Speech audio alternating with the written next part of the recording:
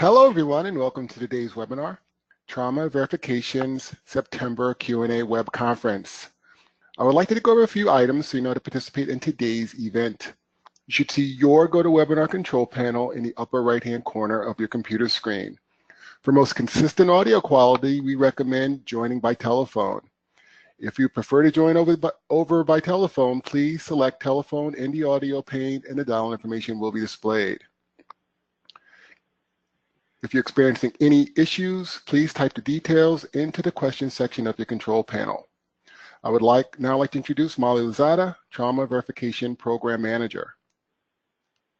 Thank you, everyone, for joining today's web conference. It'll be Rachel and myself today doing the presentation. I'm going to go over some housekeeping information. Continuing education, to qualify for CE, you must attend at least 15 minutes of educational content. An email will be sent to all attendees to qualify for CE within 24 hours of the webinar ending with instructions on how to claim the CE. If you have any questions regarding your CE or during the presentation, please feel free to email us at cotvrc@facs, along with any follow-up questions you may have as well. The goal for today's webinar is to interpret the standards outlined in the Resources for Optimal Care of the Injured Patient Manual to ensure that hospitals have an understanding of the criteria to provide quality care of the injured patients, understand the processes and standards involved in an ACS trauma verification site visit, and how following these will positively impact the quality of care of the injured patients at your trauma center. So we're going to go ahead and get started. Again, just some housekeeping things for any new attendees. So a copy of the Orange Book is available on our website as a PDF. You may use the book during the presentation. Again, or I should mention most importantly that along with the resources manual, you must download a copy of the clarification document and the change log, as those are more current, or I should say those are current, as the manual is not updated nor reprinted based on any changes. So the changes will be contained within the change log itself. Again, these are just screenshots of the clarification document and the change log. We will be releasing these are released on a monthly basis, and there should be one coming shortly if you have not received one. Just some links to help trauma program managers or trauma medical directors. Recordings of our webinars are posted on our website. Stakeholder public comment website for the resources is still open. Frequently asked questions. I had previously mentioned that we will expand on those, and we are going to do that very, very shortly. So I will announce that during next month's webinar. There are a few tutorials available for participants, and the participant hub where you're going to manage your account. That is the link, and Rachel will go over a little bit more in depth about that. All questions are pulled directly from the questions submitted. There have been no edits made to the content. If your question is not answered during today's webinar, it may be because we need a little bit more information, and we'll reach out to you accordingly. So we're going to go ahead and talk a little bit about scheduling reminders and updates. And if anyone participated in last month's webinar, we had omitted this section. So what we're going to do moving forward is we're going to omit it every other month, or I should probably say we're going to cover scheduling reminders every other month. That started as of last month, and we're going to start this month. So with that being said, I'm going to go ahead and transition this to Rachel. Good afternoon, everyone. Just as a reminder, the site visit application is online only and can be accessed on the following ACS Trauma website pages. You'll see it, you can find it on the VRC site visit application page, or you can see it on the Trauma Quality Program Participant Hub Account Center. So after you click on those links, it will take you to the Account Center page where you can log on. And just as a reminder that this log in is not the same as your PRQ login. In order to log on, you'll use your username and password that were emailed to you when you started the process of joining a trauma quality program. So for example, for those who participate in TQIP, this is the same password you would use to access the TQIP education portal. And also, as you log on, if by chance you forget your password, there is a link so that you can reset your password. So you can go ahead and use that if you forget your password. So once you do log on, the next page comes out, and you'll see a list there. And this is the page where you can update any contact information or facility information. And if you go down, you'll see request a site visit. So if you click on that, the application will drop down. And so the online application still must be submitted at least 13 to 14 months in advance of the requested site visit dates and must be before your expiration date. And you'll see that you could fill in your preferred dates. So we ask that you send us the exact date that you'd like to have your visit on. And you can also request an alternate pathway if needed. The alternate pathway review is for the surgeons and physicians who trained overseas and want to participate in the trauma call schedule. So as you put in their name here, you can also send their CV to the COTVRC email address, as they will be vetted by a subcommittee for eligibility to go through the alternate pathway. Also below is the orthopedic trauma liaison. All level 1 trauma centers must also complete the orthopedic trauma liaison form, which can be downloaded on the site visit application. You could submit the form to cotvrc@facs.org with a copy of the OTL's curriculum vitae. At this time, we're accepting applications for June 2019 and onward. So once the application has been submitted, the VRC offices will provide you with an email receipt of the confirmation, and right in that email you'll find your PRQ login. Also, the online PRQ can be accessed at the below website address, and a copy of the PRQ in Word can also be downloaded from the following website address.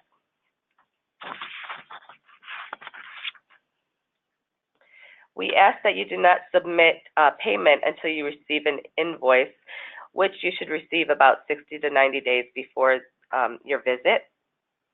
Your center will be billed annually for the Trauma Quality Program fee. Also, located in the link below is a fee structure that's located on our website. So you may want to go ahead and take a look at that as well. Scheduling site visits. So site visits are being scheduled quarterly. As mentioned before, we ask that you provide the exact dates that you'd like to have your visit on. And most likely this will occur on your chosen dates. But if we need to change those dates, we will contact you right away. Once the review team has been secured, you'll receive a confirmation email that will include your reviewers' names and all their contact information. And you should receive this confirmation email approximately 120 days prior to the scheduled visit. Now, for those who are scheduled for a visit January 2019, you should be receiving your confirmation email throughout the end of this week and the beginning of next week. The ACS travel agent will arrange the site reviewers' flights, and reviewers usually make their travel plans approximately 20 to 30 days prior to the site visit. The hospital will arrange and pay for the site reviewers' hotel accommodations as well as their ground transportation. And we ask that you please contact the reviewers directly within 30 days of the site visit for their flight itinerary and any logistical information that you may have for them. Thank you. I'll pass to Molly now. Thanks, Rachel. So just going over some announcements. The next webinar is scheduled for Thursday, October 25th, and the deadline to submit any questions for the webinar will be October 11th, and we'll hold that, the webinar will be held at noon Central Standard Time. So if there's anyone that you also want to participate in the webinar, just go ahead and let us know through the COTVRC website. Save the date for the TQIP conference is coming up. We're about 2 months away, a little under 2 months. So hotel reservations are open, and there are some pre-conference workshops that you can register for. I just did a grid here so you know what days those conferences are going to be held, but there's the link at the bottom of the webpage that you can access and get a little bit more description on those webinars, or those workshops, sorry. The NTDB call for data is still open. It's coming to a close October 1st. So if you have not submitted your data, please do so at your earliest convenience. Centers with upcoming consultation or verification visits will not have to pay to submit data.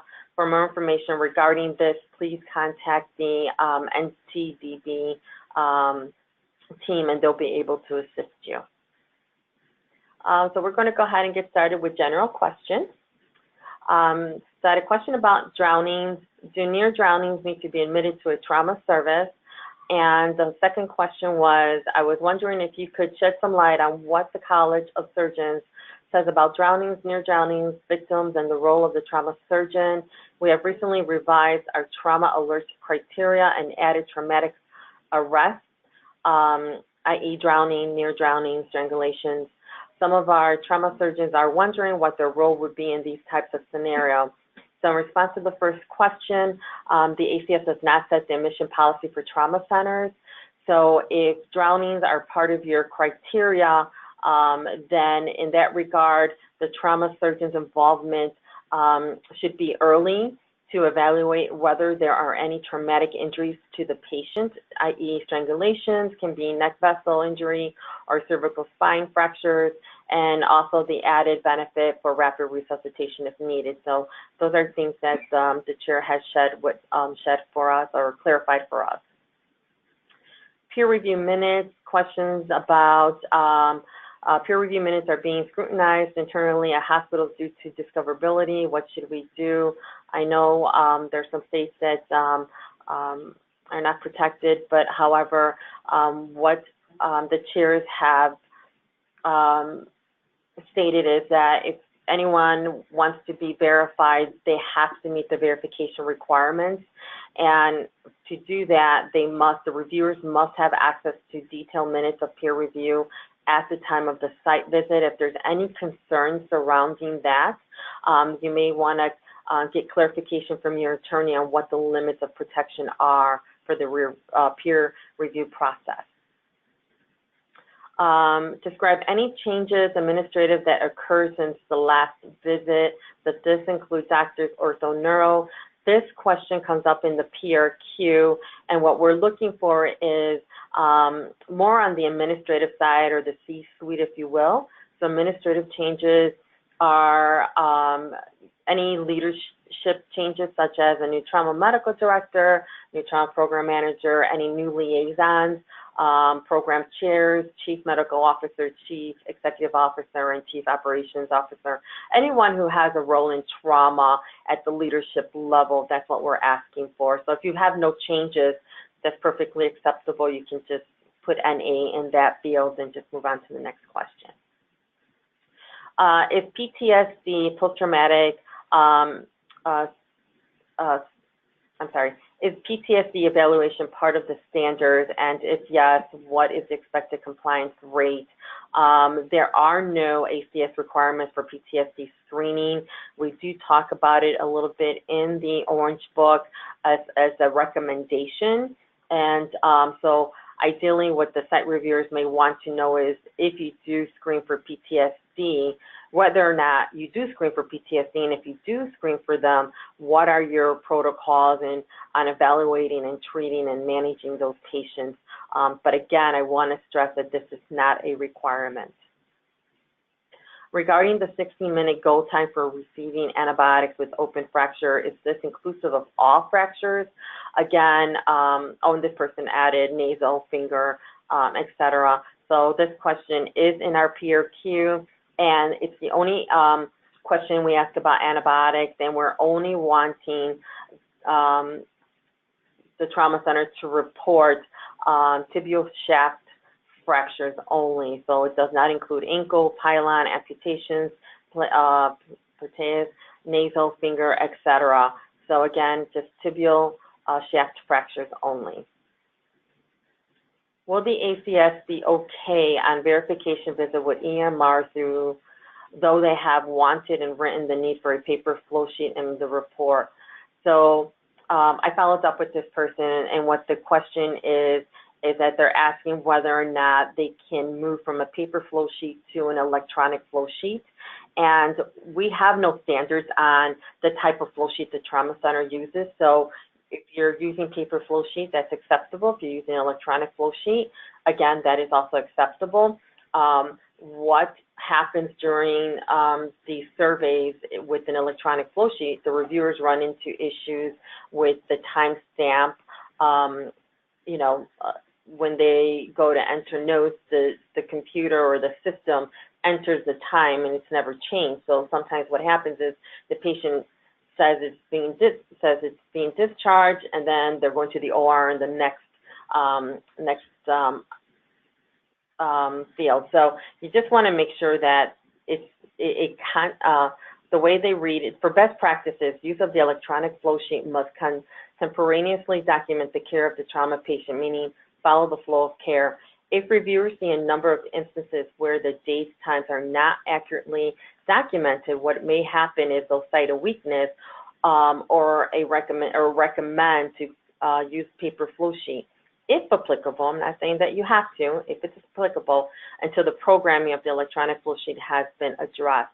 So again, not a deficiency. If you see it in your report as a weakness or as a recommendation, it's basically based on how the reviewers reviewed your medical charts and the inconsistencies of documentation in the medical record. What is the ACS timeframe requirement for monitoring readmission, 72 hours, 30 days? So for verification purposes, we do not have any requirements on monitoring readmissions.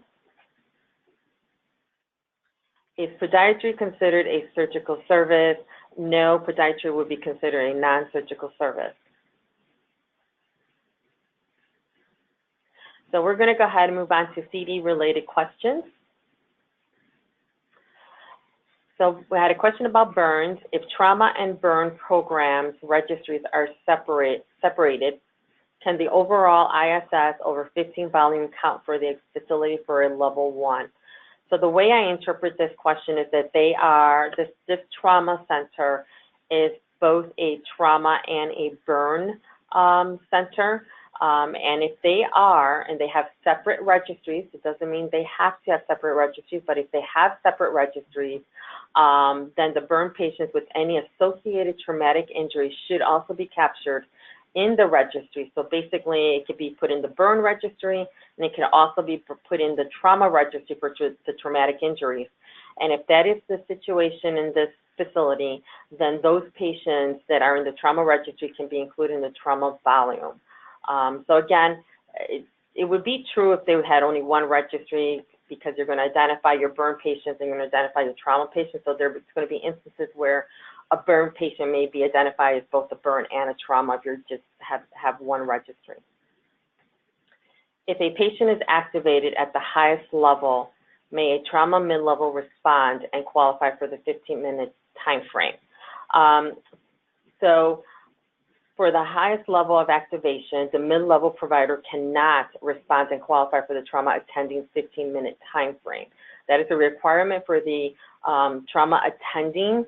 What can and is acceptable is a PGY 4 or 5 may begin the initial evaluation and resuscitation while waiting for the arrival of the trauma attending, but they cannot independently fulfill the responsibilities of or substitute for the attending surgeon. So again, the only acceptable method would be a PGY 4 or 5, again, but the resident cannot take the place of the attending. Is an OPPE required of a non-surgeon intensivist taking care of trauma patients? If the intensivist is the primary physician responsible for the care of the trauma patient while in the ICU, meaning the patient's care is transferred to the intensivist, they are required to have an OPPE assessment. If the intensivists that are in the ICU and are managing pulmonary or medical issues on trauma patients, they are not required to have an OPP assessment. And this actually resulted from CME. There's a lot of questions about CME with the intensivist. So if we just follow the same rule, if they're managing the patient, the trauma patient, the care is transferred to the intensivist, they are going to be required to follow the same rules and have an OPP assessment. So I had a couple of questions about OPPE. I couldn't put it all in one slide, so hopefully I've covered the questions. Regarding OPPE for emergency medicine, orthopedic, neurosurgery, in the May webinar, it was stated, have available a copy of the documentation for each of the services. It is not required to have the OPPE documentation for each panel member at this time for trauma only. I'm interpreting that they understood that they should only have it for the trauma service and not all the other panel members. Other services is group reports. That actually is from the August webinar. Each provider must have their own individual OPPE process. Has the expectation changed, and we are now required to provide OPPE for individual NEM, ortho, and neuro physician providers. So let me clarify that the OPPE evaluation assessment is for all services, trauma, orthopedic, neurosurgery, emergency medicine, and ICU. It was, and I apologize if there was some confusion that it was understood that it was just for the trauma service, and it actually is not. It's for all the services that see trauma patients must have an annual assessment in the form of OPPE. Now, what may be a little confusing is that the standard does say that the trauma medical director must do those assessments. We have clarified that the trauma medical director does not need to do the assessments for trauma, for ortho, neurosurgery, emergency medicine, and ICU, that their respective directors can. However, the trauma medical director should have some oversight over that process. So, and to answer the question about the August webinar, the question had came in the form of about a group OPPE, and without knowing the specifics or what that looks like in that particular center, I would say that if the group report, if it's a report that captures each of the panel members' assessment, that would be acceptable. We're not saying you have to have a piece of paper for every single one of them, but if it's reportable on one document, certainly that's acceptable. What we have asked trauma centers to do is have a copy of the OPPE form available on site for reviewers to review should they ask to see it. I know during some site visits what they do is they ask, is there an annual assessment being done on the panel members? And generally speaking, the trauma centers are going to be honest about it and say yes, they are doing it, or no, they're not doing it. So again, I just want folks to be prepared in the event that you are asked to present documentation. Please explain, give an example of OPPE process that meets standards for a level 1 trauma center review. And I do want to clarify this would be applicable to any trauma center, not necessarily just a level 1 trauma center. So the OPPE may be designed by the trauma center. So there's no standard format. You can design it however you want to design this. I do have a couple examples in the next slide, and should include criteria for each provider. And this is just very limited on what I have displayed here. You can add more to this or less, however you want to do this. So peer review attendance, you can track that. If your trauma center mandates they have CME, you can also track that on the OPPE form. Performance evaluation, patient care, medical, clinical knowledge, interpersonal and communication skills, professionalism, etc. Again, you can add as much or as little as you want to the OPPE form. And then I have some examples here. I don't know if they would come through, but if you have a hard time seeing this, we can certainly send you copies of this. But if you can see that some of them has patient care, medical clinical knowledge on one. It also has principle-based learning and improvement. So again, you can design this as needed for your trauma center and for your panel members. Non-surgical admissions. We have a policy that is acceptable for EM physicians to evaluate an isolated orthopedic fracture, consult ortho, and admit to a medicine team. The trauma team is not involved unless there is a need for critical care or EM orthopedic fields the patient warrants further trauma workup. We will review all of these admissions to non-surgeons through the PIPS process. Is this an acceptable answer? Is it only for, and this is only for isolated ortho injuries. So based on the scenario above, admitting the isolated orthopedic fractures to, I'm going to, and again, I don't know if this is correct, family medicine team would be an acceptable practice. You must ensure that the patient receives an orthopedic consult. So if the patient's admitted to family medicine team member, that there has to be an orthopedic consult and it is reviewed through the PIPS process. If the trauma surgeon on call is also on call for general surgery at the same time, is it required that you also have a backup trauma general surgery call schedule? Example, we have one call schedule for trauma/general surgery. Do we also need a backup call schedule for trauma general surgery? And this is for a level 3 trauma center. So it is very common for a level 3 trauma center to have one call schedule for trauma and general surgery. Generally, they cover both services. And ideally, if you have a call schedule, you want to identify who's on call for trauma, if it's separate from the general surgery call team. So, but the answer to this is a level 3 trauma center is not required to have a backup call schedule for trauma and or general surgery.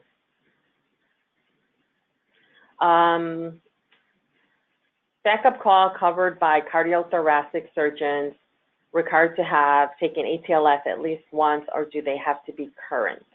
There are no requirements for the backup surgeons.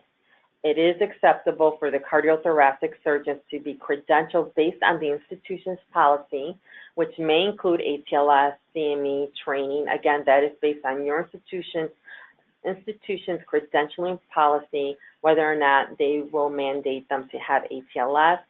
But as far as ACS or the verification process is concerned, we don't have requirements for backup surgeons. So you can have them provide backup to the trauma surgeons. So these instances should be monitored through the PIPS process.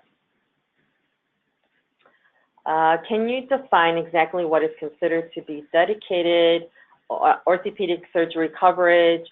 Can the orthopedic surgeon on call take call at another hospital, or is dedicated defined by the response times of the orthopedic surgeons to the critical patients when requested by the trauma surgeon? So I got a couple of questions in just this one slide, and hopefully it's clear enough for this person. So dedicated is defined as being at one trauma center while on call. That is what dedicated means to the verification committee, is that they are solely at one single facility while they are on call. To clarify CD 9-7, because the question was, can the orthopedic surgeon on call take call at another hospital, or is dedicated defined by the response time? So the way CD 9-7 reads is, the trauma center may have dedicated call, so you can have one or two dedicated orthopedic surgeons on call at your facility, or you can have an effective backup call system, and that call system is designed by the orthopedic liaison and, you know, oversight with the trauma medical director, and that can include an orthopedic resident or an orthopedic advanced practice provider to respond to any consults. And that leads me to the next CD. In regard to CD 9-7, dedicated is not defined by the 30-minute response for the orthopedic surgeon's evaluation of critical patients.